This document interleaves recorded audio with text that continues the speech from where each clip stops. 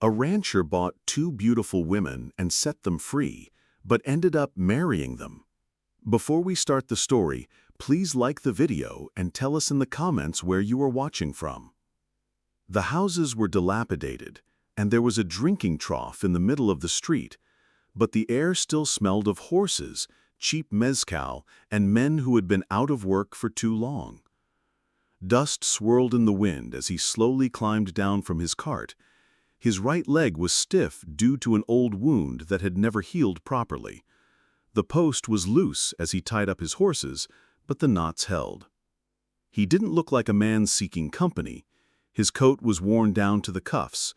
The brim of his hat covered eyes marked by war, fever, and a grave with two names. He had gone for flour and salt, and perhaps coffee if he had enough money. Winter was coming, and a lonely rancher needed to get his supplies in order.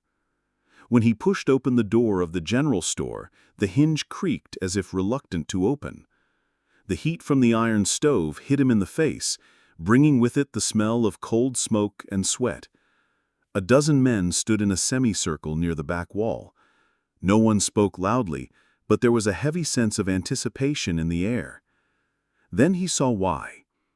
Two women were handcuffed to a chain nailed to the boards at shoulder height. The links hung low, cutting into their already bruised skin. Their dresses were torn and dirty, little more than rags. One of the women was tall and looked around 30. She had firm shoulders and held her chin high, as if she would fight if she still had the strength. Her reddish hair fell in tangles, and her green eyes stared at him without blinking. The other woman was smaller. Her head was bowed, and her dark hair hid her face. Her body trembled at intervals, as if her bones still remembered the fear, despite her mind being empty from so much suffering. Elias felt something stir in his chest. He told himself not to stop, not to look for trouble that would cost more than money, but he didn't look away. The shopkeeper smiled when Elias approached. "You're late, Bun. The sale is almost over." Elias looked past the shopkeeper at the women, then back at him. He clenched his jaw. "How much is the iron?"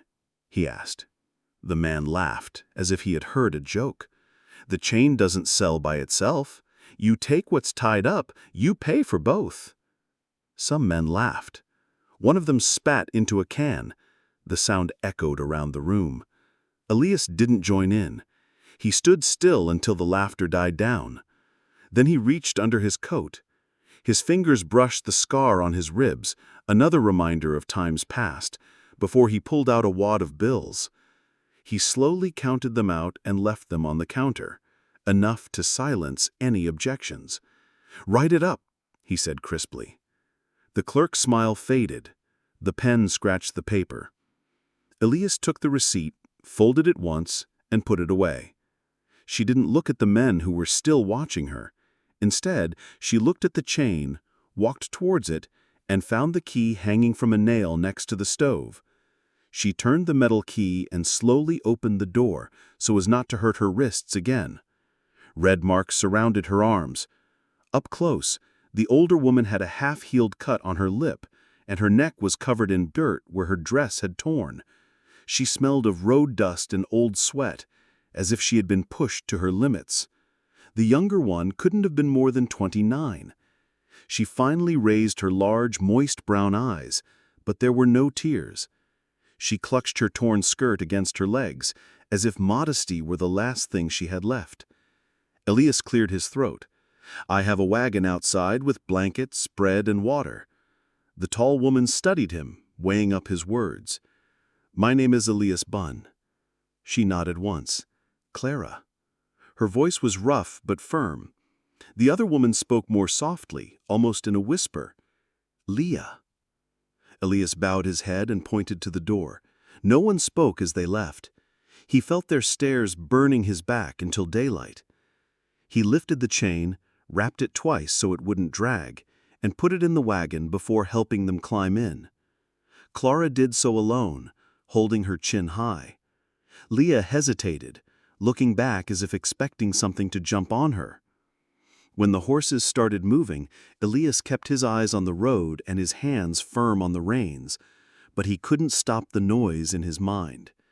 He told himself that he had bought himself unnecessary problems and that he should have let someone else play the hero. But deep down, he knew the truth.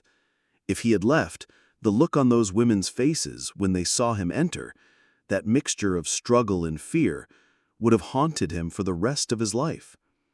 The wind changed, bringing the smell of dry grass and approaching frost. They left the village behind, the wheels of the wagon cutting deep ruts in the earth as they headed for a lonely ranch where there had been no woman for 8 years. Elias looked at the horizon and wondered if it was his desire that had changed everything. The road to the north stretched gray and empty under the morning sun. The ruts left by countless passing wagons held stories that no one wanted to recount. Elias Bunn kept the horse's pace steady, his grip on the reins firm, even though every bump made his aching leg throb. The wind blew cold and strong across the plain, lifting the edge of his coat and cutting his face. It didn't bother him. What disturbed him was not the air, but the weight of his cargo. It was the weight of the cargo in the back of his wagon. None of the women said a word for the first mile. He could hear their breaths mingling with the creaking of the boards, and he could feel their eyes on his back, asking questions that they didn't know how to express. The tallest girl sat stiffly, clenching the edge of the seat as if ready to jump out rather than trust him. The youngest, Leah, huddled under a blanket that he had taken out of a box and clung to it as if it was the only thing keeping her together. Elias wanted to speak, to break the bitter tension surrounding them, but words no longer came easily to him. Not since the fever took his wife and the son he never got to name. He had learned that silence weighed less than unkeepable promises. So he let his actions speak for him, telling himself that this trip was simply about providing shelter and food for them. But part of him denied it. He had paid money to stop something cruel. That made him responsible. Now it was clear who had broken the silence first. Her voice was now low and firm with a hard edge to it. "Are you planning to stay here or kick us out once you've done your good deed?" Elias didn't turn around. He kept his eyes on the 2 tracks cutting through the pale grass and replied, "I'm not that kind of man." He let the words hang in the air. Then he added, "I have a ranch that needs workers. You need a roof over your heads. That's all." Clara's laugh was short and bitter. Men always say that when they're looking for something else. Elias took a deep breath and clenched his jaw. He wanted to tell her that he had buried his desires with his wife 8 years ago, but confessions like that weren't made to strangers. He settled for, "You can leave in the spring if you want. I won't stop you." Then Leah spoke in a voice as thin as a thread. "Spring is a long way off." Elias guided the team around a pothole. Enough to patch up what was broken, enough to keep them warm again. After that, he felt Leah's silence. It was heavy and uncertain, but there were no further words. The field opened up, a wide, pale tapestry of grass, interrupted by scattered cedars. A hawk circled slowly in the sky. After another mile, the silhouette of his home appeared on the horizon. A low house, a sloping barn, and fences silvered by years of wind. It wasn't much, but it had kept him alive through more winters than he cared to remember. He wondered if they would see it as a refuge or another prison. When they reached the corral, the healthy mare whinnied, and Elias felt slightly relieved. Home always did that, even when it was empty. He lowered his leg, tense, when his boot touched the ground. They stood their ground, their eyes scanning the area for escape routes. "It's not fancy," he said, tying the reins to the post, "but it's dry, and the stove works well." He held out his hand to Clara. She looked at it. Then she looked at him and climbed down on her own. Her boots hit the ground hard as if in defiance. Leah climbed down more slowly, still clutching the blanket. Inside, the air smelled of wood smoke and old soap. The floor showed signs of years of use, but was clean. Elias opened the door at the end of the hallway and showed them a small room containing a narrow bed with folded blankets. "You can use this one," he said, pointing to Clara. "There are other rooms across the hall." Then he turned to Leah. There was fresh water in the basin and towels on the shelf. They didn't answer right away. They just stood there, like animals that had lived in cages for too long. Elias felt a sharp pinch in his chest. He was never good with kind words, but he recognized fear when he saw it. He spoke clearly. "You're safe here. No one will touch you without your permission. Not now, not ever." Clara's eyes were fixed on him, sharp as glass, searching for lies. Leah's eyes darted quickly and uncertainly from his face to the floor and back again. Then Clara nodded briefly, as if she had made a decision. Not complete trust, but a start. He left them and went to the kitchen to put the coffee on to boil, his hands shaking more than he would have liked. Outside, the wind shook the windows. Inside, for the first time in years, the house was filled with more than just silence. He could feel it in the walls and floorboards under his boots. He didn't yet know if it was relief or trouble, but it was real. There was no turning back. Dawn broke gray, with frost covering the pump in the yard and the fence posts. The house was silent, only broken by the creaking of the wood and the ticking of the old wall clock. Elias got up before sunrise, as always, pulling on boots that had already survived 3 winters and a coat that smelled of horses and smoke. He walked lightly through the kitchen, though the floorboards creaked under his weight.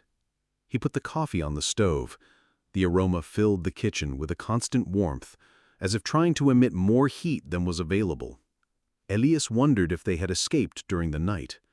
It wouldn't have been difficult. 2 women slipping away in the dark, following the wagon tracks back to town or anywhere else but there. The thought squeezed his chest more than he expected. He walked towards the hallway, alert. One door was closed and the other was barely ajar, revealing a corner of a blanket. They were both still there. He let out a breath he hadn't realized he was holding and stoked the fire again.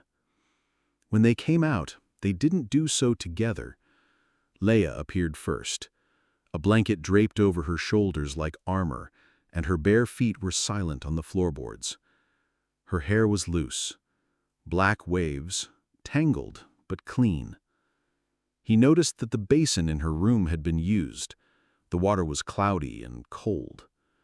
She stood near the stove, avoiding his gaze, her hands firmly grasping the fabric as if she needed that weight. "Oh, bread," said Elias, pointing to the loaf she had cut and the pot of beans warming on the stove. His voice came out lower than he intended. She nodded. She took a piece of bread as if it might disappear if she waited any longer.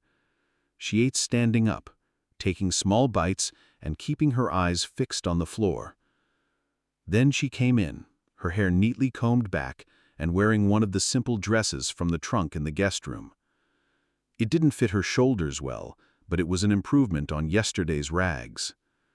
She walked with the same defiant uprightness as before, although her eyes scanned the kitchen as if mapping escape routes. "Are there rules here?" she asked. Her tone was neither soft nor sharp. Elias put down his cup. "Just one. Here, everyone does what they want under this roof. No one forces anyone to do anything." She watched him for a long moment, as if checking for cracks in his words. Then she sat down, broke off a piece of bread, and ate it slowly. When she had finished, he cleared his throat. "The cattle need to be fed. The fences need attention, and we're low on firewood." After hesitating, he added, "You don't have to help, but if you want something to do, there's plenty of work." Clara was the first to get up. "Show me where the firewood is." Leah's eyes moved towards the door, then back to the fire. She didn't speak, but he noticed her small gesture. Outside, the air blew cold across the yard. The barn looked crooked but sturdy, and beyond it the corral stretched out wide. The gray wood was cracked from years of sun exposure. He led them to the trough, his boots sinking into the frozen ground. Clara walked close behind him, neither behind nor fearful, just attentive.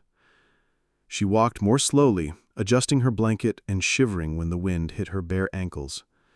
"You'll need boots," said Elias, looking at their coats and then back at them. He thought of the chest in the attic, still containing some of his wife's belongings wrapped in paper. The memory hit him in the ribs, but he didn't show it. He passed the short-handled axe to Clara from the woodpile. Her fingers closed around the walnut handle as if they knew it. The first blow fell cleanly, splitting the log with a dry crack. He stacked the pieces without saying a word. Leah bent down to gather kindling to light the fire. Her hair blew in her face. "Have you done this kind of work before?" Elias asked, more to hear a voice than to know the answer. "Since I've been strong enough to hold an axe," Clara replied.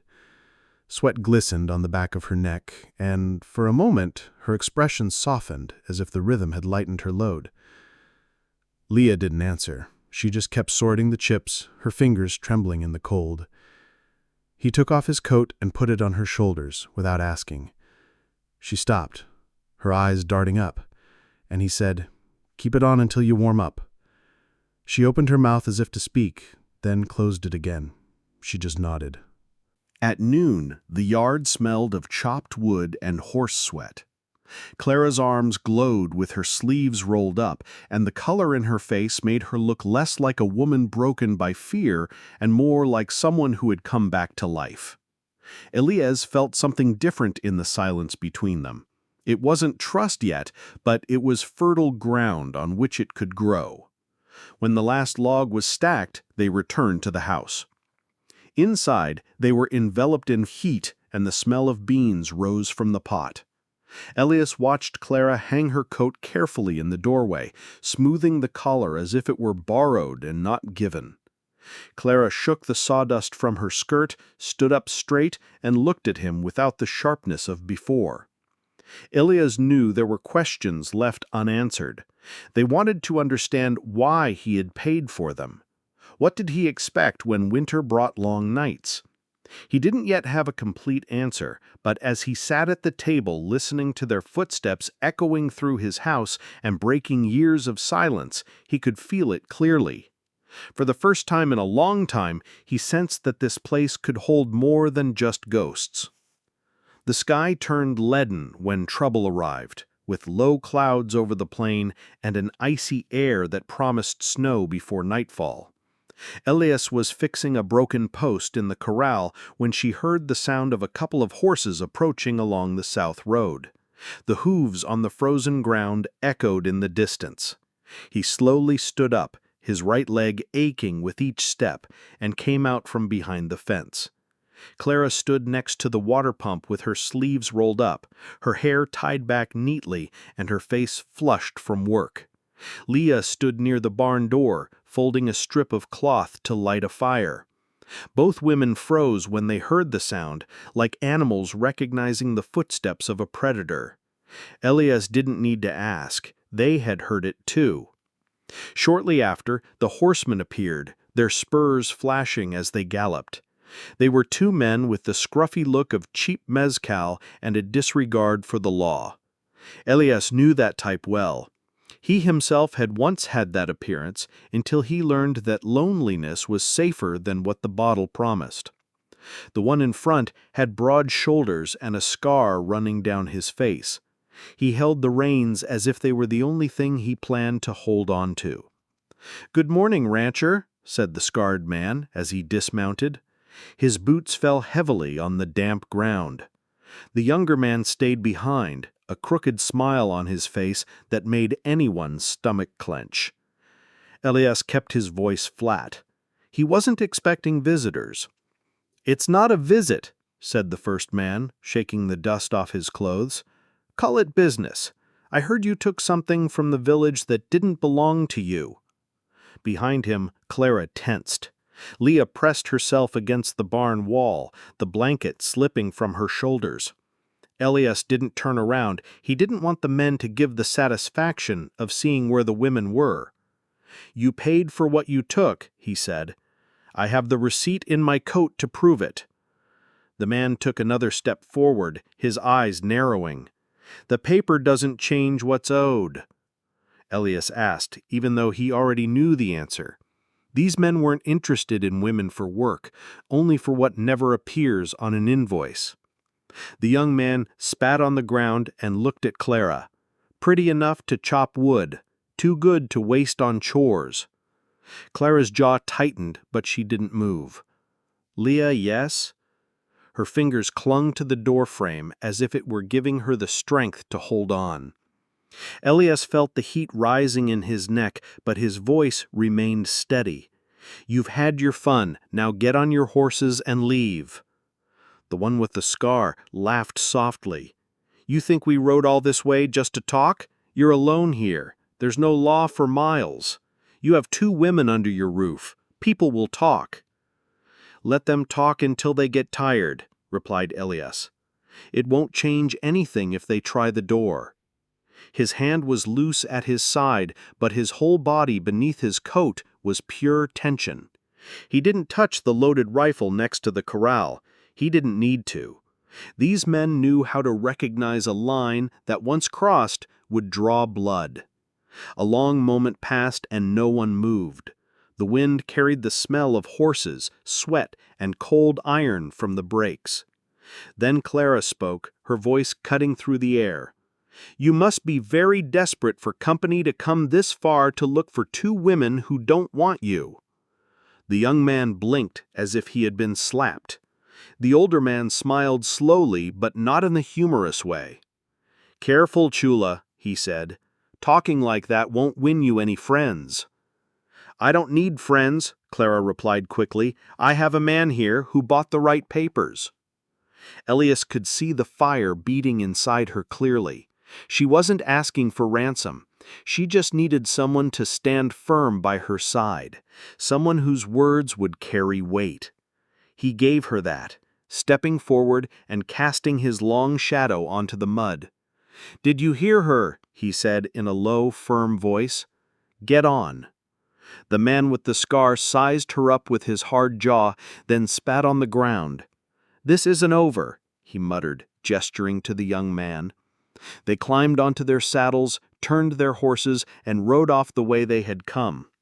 The dust lingered in the air long after they had gone. When the sound of hooves had faded, Elias turned around. Clara stood as straight as a stake, her shoulders firm and her chin high, but her hands trembled on the pump handle. Elias remained pressed against the wall, her eyes wide and wet.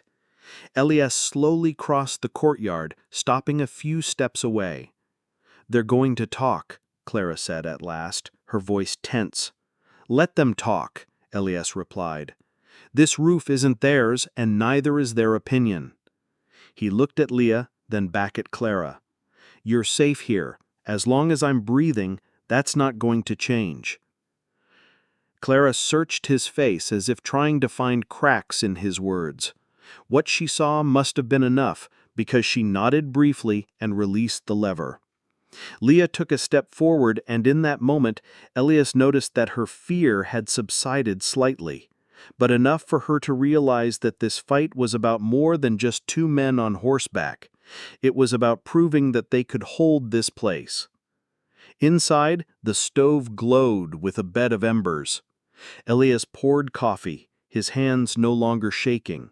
He watched the women moving around the house, becoming real shadows. He didn't say it out loud, but the thought lingered in his mind, heavy and unshakable.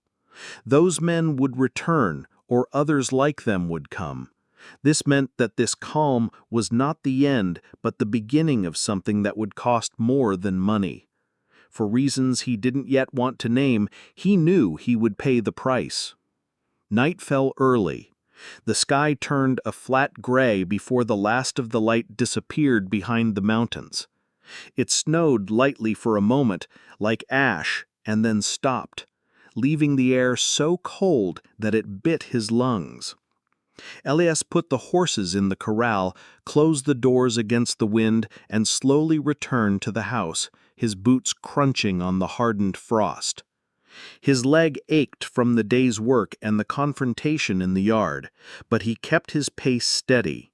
He didn't want them to see weakness, not now, not after what had happened. Long shadows swayed on the walls, and the smell of boiling beans filled the room. Clara was at the table with her sleeves rolled up and her braid falling over one shoulder. She looked calm, but her jaw was set. There was a stiffness to her that came from having been fighting all afternoon. Leah stood by the stove, her feet tucked under a blanket and her hair loose and covering her face, as she sewed a tear in an old dress. Her hands trembled occasionally, but the needle moved slowly and precisely. Elias closed the door and hung his coat on the nail in the wall. The heat hit his face, bringing with it the weight he had been carrying since the men appeared. He expected trouble, maybe not that day, but sooner or later. Copperband was not a town that let things lie, especially when there was gossip to be had. He wondered if the news was already out and if more would follow. Then he thought, what will I do when that happens? He put down his hat and took a deep breath. Would there be any trouble while he was out?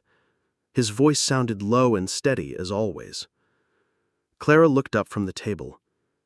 Not just silence. She hesitated, then asked, "Do you think they'll come back?" "Maybe," said Elias. "Maybe not the same ones, but someone will. Rumors spread fast when people think they're being treated unfairly." Elias's dark, large eyes rose. "And what will happen then?" He held her gaze steadily. "The same as today. They come and go. No one will lay a hand on you." This seemed to calm her for a moment, but the silence that followed was heavy with questions that neither of them wanted to ask. Questions about how long this arrangement would last, how much it would cost, and how far each of them would go if things got worse. Elias crossed to the stove, lifted the lid of the pot, and stirred. "The beans are almost done," he said. "There's not much meat left, but I'll go for supplies before the next snowfall." Clara frowned. "You're going to town alone? Do you think that's wise after today?" "I'll take a weapon," replied Elias. "It's not the first time I've had to watch my back." She watched him for a long time, as if gauging the extent of his quiet confidence. Then she got up, went to the cupboard, and took out 3 plates. "Did you fight in the war?" she asked, not looking at him. Elias hesitated for a moment, then nodded. "I rode with the Union Cavalry. Virginia, Tennessee, then Texas when it all fell apart. I lost almost everything that mattered when I came home." Elias served beans on a plate and passed it to Elias. "I decided to make a life for myself here, where no one would ask how much it had cost." Clara placed the plate on the table. She looked at him quickly before lowering her gaze again. It worked. He almost smiled, but there was no humor in it. "Some days," Elias said in a soft but clear voice, "your wife can tell you're wearing a ring." Elias's chest tightened. The words stuck in his throat. He put down the ladle and took a deep breath. "She died. The fever took the baby too." He didn't add the rest. There were the nights with the gun between his legs and the bottle in his hand, waiting for the will to go on to desert him. That wasn't a burden for them. The room fell silent. The only sounds were the soft clicking of the stove and the whistling of the wind on the eaves. Then Clara spoke more quietly. "I'm sorry." Elias nodded once. "Wasn't it you who brought them to their graves?" They ate in almost complete silence, but it was not the same as before. Something had changed. A piece of truth had been placed on the table, a foundation on which trust could be built if they wanted it to be. Clara looked at him once from the other side of the table, not with bitterness, but with firmness. Leah gave him the slightest of smiles as she picked up her plate. It was a thank you that needed no words. Later, when the dishes had been washed up and the lights had been dimmed, Elias went out onto the porch to breathe in the frosty air. The stars shone brightly against the black sky, and the night brought a silence that felt as though it were falling on his shoulders. He thought about the men on the piece of paper tucked into his coat and about the 2 women sleeping under his roof. He told himself that this was only temporary, until spring, until they could support themselves. But deep down he knew better. The decision he had made at the counter in Copperband was one of those that bound a man, even if he never admitted it. Inside, Clara and Leah moved softly behind closed doors. For the first time in 8 years, the house didn't feel empty. And that scared him more than the men who had threatened his front door. Facing men was easy. Dealing with what this new life was awakening in him was another battle entirely. After midnight, the wind picked up, shaking the shutters and whistling through the loose snow in the yard. Inside, the house retained its heat. The stove glowed with a bed of embers, but the walls continued to creak under the weight of the pressing winter. Elias was in the kitchen, a notebook open in front of him, although he hadn't read a word for half an hour. His shoulders ached, and a dull pain throbbed in his leg, the kind that sets in when the cold revives old wounds. He ran his hand over the scar on his ribs, feeling it through his shirt as though it were a habit he couldn't break. He thought they would already be asleep. Clara had closed her door after washing the dishes. Her face was expressionless, but softer than the day before. Leah had also remained silent. She had curled up in an old blanket next to the stove, her eyes tired from the day. Elias told himself to turn off the lamp and let the night take its course, but he remained where he was, listening to the wind howl and thinking about how long it would be before Copperbent knocked on his door again. A sound snapped him out of his thoughts, the soft rustle of bare feet on the floorboards. He looked up. Leah was standing in the doorway. She was still wrapped in a blanket, her hair loose and cascading down her back. Her eyes caught the light from the lamp. They were large and uncertain, but there was something else behind them, something he hadn't seen before. "You can't sleep?" His voice was low, floating in the silence. She shook her head and moved forward slowly. "The wind sounds like voices," she murmured, adjusting the blanket. He nodded. "It gets into your head if you let it." He pointed to the chair opposite her. "Sit down for a while. The fire's still going well." She crossed the kitchen and sat down. The legs of the chair creaked under her light weight. For a while, neither of them spoke. Aaliyah poured the remaining coffee into a tin mug and slid it over to her. She wrapped her hands around the mug as if she needed its warmth more than its taste.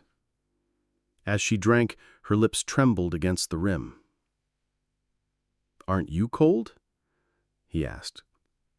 "I'm always cold now," she replied softly, staring at the steam. "Even when I'm warm." The sentence hung between them, heavy with unspoken words. He understood. He had experienced that same cold before, the kind that starts in your bones after too many nights with fear as your only blanket.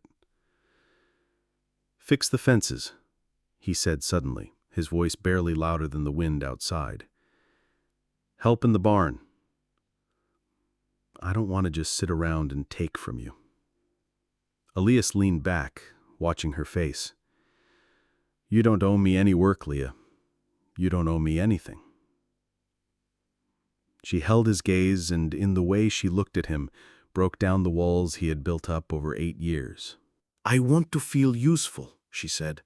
"I want to feel like I belong somewhere." The silence stretched on. He felt it in his chest. The feeling he had tried to deny since day one finally surfaced, and he crossed the room to the stove and threw in a log, just to keep his hands busy. When he turned around, she was still looking at him. Her dark eyes were steady now, without hesitation. "You've done enough for today," he said, the harsh edge gone from his voice. "Rest." She got up slowly and put down the glass.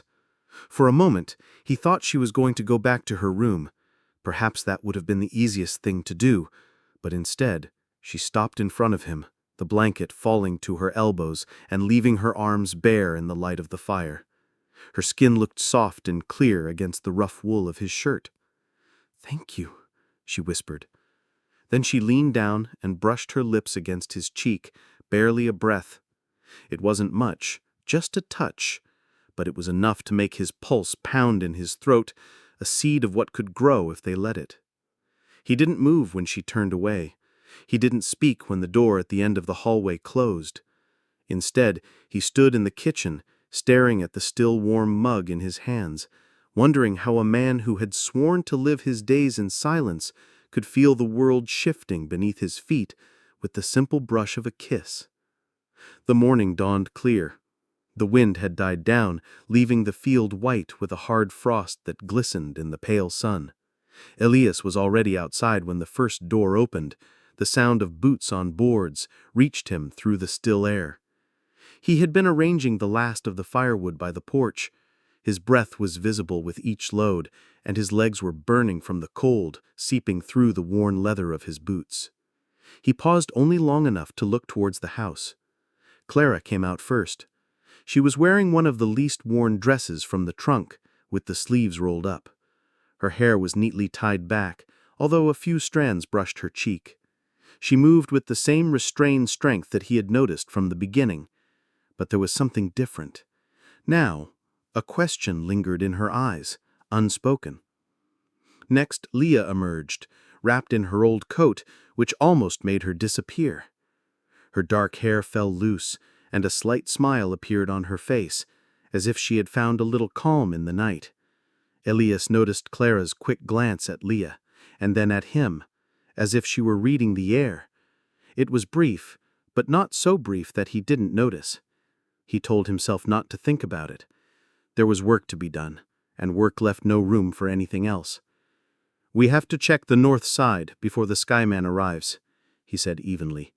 "The doors are loose." "I'll go with you," Clara replied, cutting him off. Her tone left no room for discussion. She took her shawl and stepped off the porch, her boots crunching steadily on the frost. The path to the northern fence wound through twisted oak trees, the ground hard and the grass pale and brittle underfoot. Elias carried the mallet on his shoulder. Clara carried a roll of wire tangled around her arm. Neither of them spoke at first. Only their breathing and footsteps could be heard, along with the clanging of iron against leather. When they reached the fence, Elias immediately spotted the problem: a post leaning to one side and a broken board under its own weight. He put down the hoe, rubbed his leg to ease the pain, and crouched down to check the base.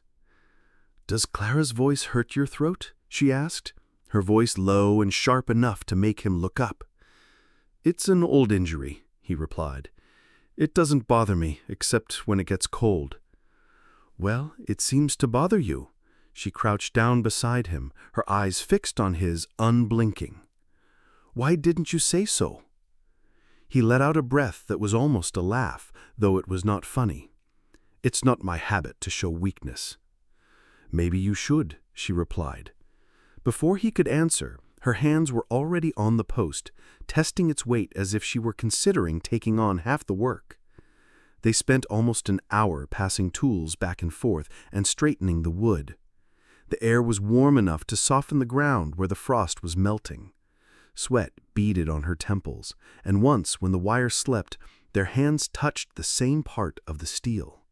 Their fingers were cold and firm, and neither held on any longer than necessary. When they finally did let go, their eyes met, and there was no reserve in them, only a deep, constant warmth, like embers. "Do you think those men will come back?" she asked suddenly in a low voice, squeezing the wire. "Maybe," he replied, "but I'll be ready if they do, and if they come with anything more than words this time." Elias held her gaze. It was as cold as the air around them. "Then they'll have to get past me." Something changed in Clara's expression, as if the last of her doubts had been dispelled.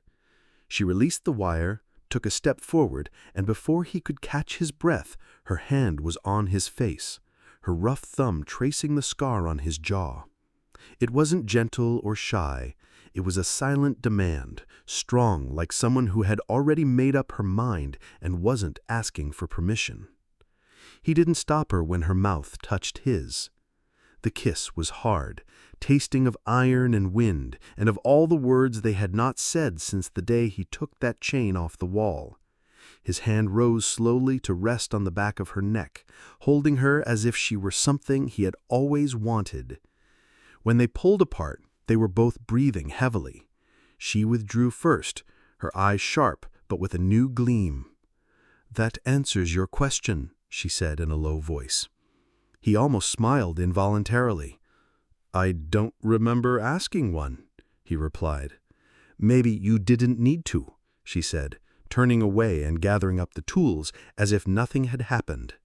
However, the color in her cheeks told a different story. They returned with the rolled-up wire and the sledgehammer on their shoulders without speaking, but the space between them was no longer empty. It was filled with the heat of questions, a knowledge that made the air feel tighter than the low sky itself. When the house appeared in the distance, Leah was still on the porch in her coat, her dark eyes following them as they crossed the yard. Elias felt that soft, searching gaze and knew without a doubt that nothing about that winter was going to be easy. As evening fell, the wind died down, leaving the yard bathed in the orange glow of the setting sun. Thin smoke rose from the chimney straight into a sky that promised another hard frost before dawn. Inside, the house was warm thanks to the stove, and the air was filled with the faint aroma of bread baking, something that Clara had prepared before going to the barn. Elias stood at the table, sharpening his old knife with slow, steady strokes. The soft sound of the blade being honed broke the silence. Leah moved lightly between the stove and the table, her hair now tied up and her heavy coat off. She still looked like someone trying to take up less space than necessary, but her face was more serene that night, less shadowed. She glanced at him as she placed the pot on the table. Their eyes met for a moment longer than before, and he felt that weight sink into his chest. Clara was the last to come in, bringing with her the smell of the stable and the icy air.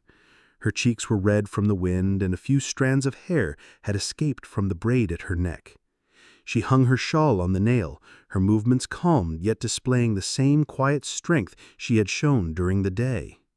When their eyes met, it was clear what had happened at the north fence. There were no apologies, only certainty. They ate in silence, the sound of their spoons scraping the plates mingling with the crackle of the fire in the stove. Outside, darkness thickened over the plains, pressing against the windows as if it had a life of its own. As he always did at this time of year, Elias felt the threat of a winter capable of swallowing a man if he didn't hold on to what mattered. But this winter was different. This house was not the same. After dinner, Leah cleared the dishes while Clara cleaned the table. She poured coffee and left a cup in front of each of them. For a while, the three of them remained in that narrow circle of lamplight. The silence stretched out like a rope binding them together. Leah spoke first, her voice soft but firm. "If those men come back, what will happen to us if you can't stop them?" Elias looked at her, then at Clara, who remained still with her hand on the rim of her cup. "They won't take you," he said, his words sounding like an oath. "No, not while I breathe." "That's not what I asked," Clara replied, her tone sharp but not cruel. Her eyes were fixed on him, sharp as iron. Elias held her gaze. "Then you'll have to kill me first, and I don't intend to make it easy for you." Something changed after that. The silence was no longer one of fear, but of acceptance. Those women were no longer just passengers in his life. They were bound to him by something more than a piece of paper, and every breath in the room made that clear. When the lamps were lowered and the cold pressed in from outside, Clara stood up, crossed the room to the fireplace, and stirred the embers. The movement tightened the fabric of her dress across her back. Elijah looked away quickly, running his hand over his beard as if to erase the thought. But then Leah also stood up, slowly and deliberately, and approached him. She stopped beside him, close enough for the warmth of her skin to penetrate the thin fabric of his shirt. "Thank you," she said softly, her eyes fixed on his. It was the same word she had used the night before, but now it carried more weight. It went beyond simple gratitude. Her fingers brushed his arm, first lightly and then firmly, moving down to his hand where her calloused skin met his. Clara turned away from the fire. Her gaze lingered on their joined hands, and the air tensed for a moment, almost breaking, but there was no anger on her face. Nor was there any surprise. Just a slow, measured look, as if she were taking note of her feelings. Without saying a word, she crossed the room and stood on the other side of him, so close that the scent of wind and smoke in her hair filled his lungs. She didn't move. She couldn't. Everything in him screamed at him to keep his distance and to honor the promise he had made 8 years ago. However, he would never take what had not been freely offered to him. He would not risk hurting someone who had already been beaten down enough by the world. And in that moment, his presence was not an imposition. It was an obvious choice made silently and surely, evident in the way Clara's hand rested on his shoulder while Elias' fingers intertwined with his. "You gave us a roof over our heads," Clara said in a low, firm voice. "But that's not all we need anymore." Not anymore. Elias' breath rested softly on his arm. "We want to stay," he whispered, "with you." Elias closed his eyes and felt the internal struggle give way and subside. When he looked at them again, the light from the lamp illuminated their strong, beautiful, marked faces in a way that had nothing to do with dresses or the men they had left behind. The light was in their eyes, in the mixture of steel and tenderness that came from the fact that they were still there, choosing him, even though they could have left in the spring. He raised his hand slowly and covered it with his own on her shoulder, squeezing Leah's fingers tighter. And for the first time in years, the silence in that house was not empty. It was complete, something that might just last. At dawn, the wind picked up again, bringing the smell of snow across the plains. Elias was already outside, loading the last of the alfalfa into the barn, when he saw a cloud of dust rising from the southern road. It wasn't the wind that was causing it. It was the hooves of more than 2 horses. This time his stomach tightened as he leaned against the post, his hand clenching the wood. He knew this was going to happen. Men like that didn't swallow their pride easily. He turned toward the house and called out firmly, "Clara, Leah."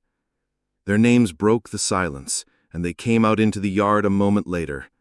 Clara arrived first, her hair braided, her eyes sharp as knives, and her shawl wrapped tightly against the cold. Leah followed quickly behind her, still wearing her old coat, her face pale but her jaw set, as if she had no intention of giving in. "They're coming," Clara said, already reading the sky behind him.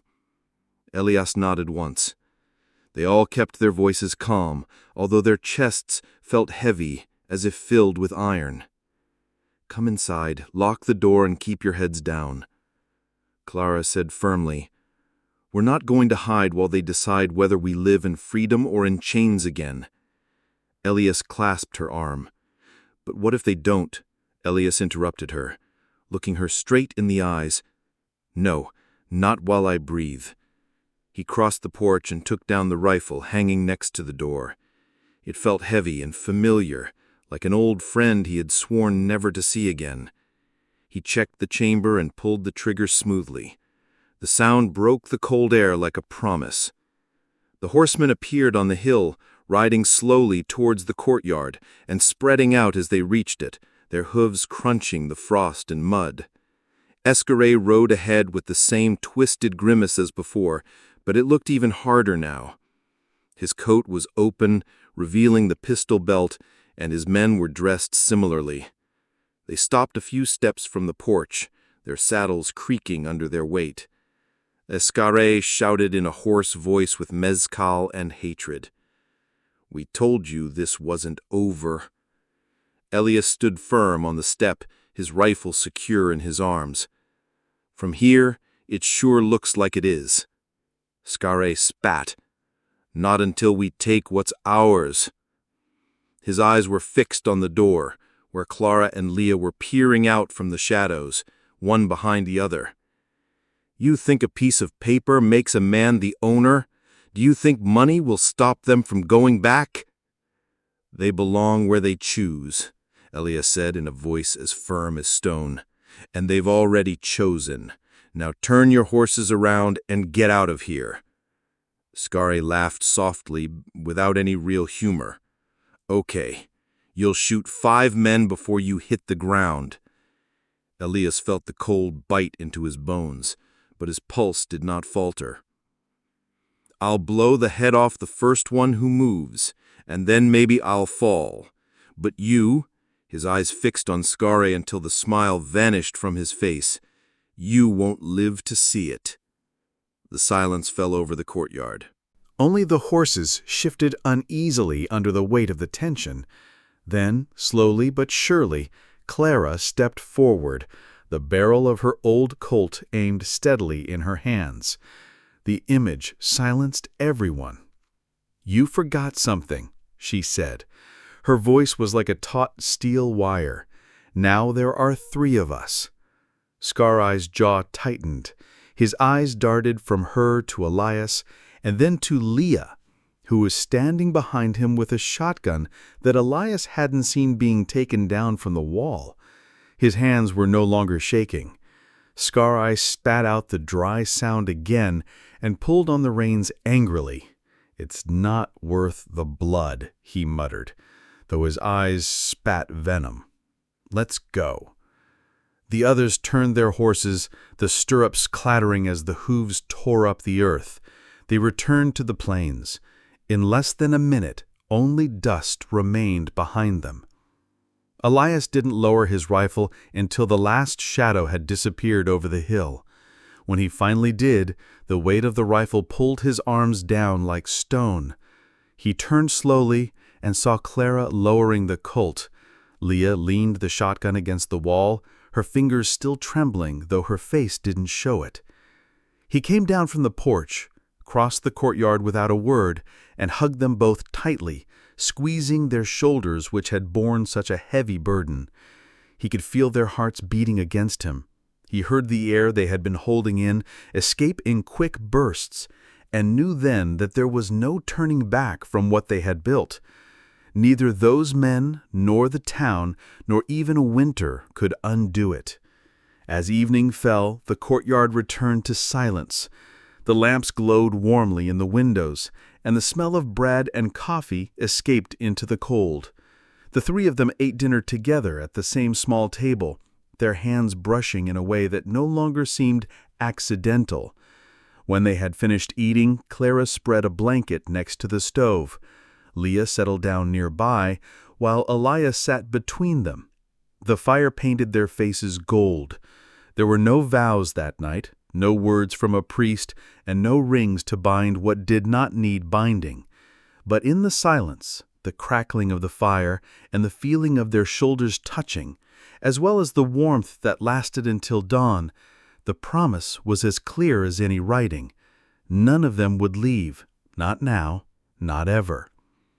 When spring came, the earth would turn green again, the fences would be sturdy, the roofs repaired, and a garden would be planted. Hard work for 3 pairs of hands. Anyone passing by would see what had been forged on that porch that night. It was neither charity nor debt. It was a home chosen, defended, and protected.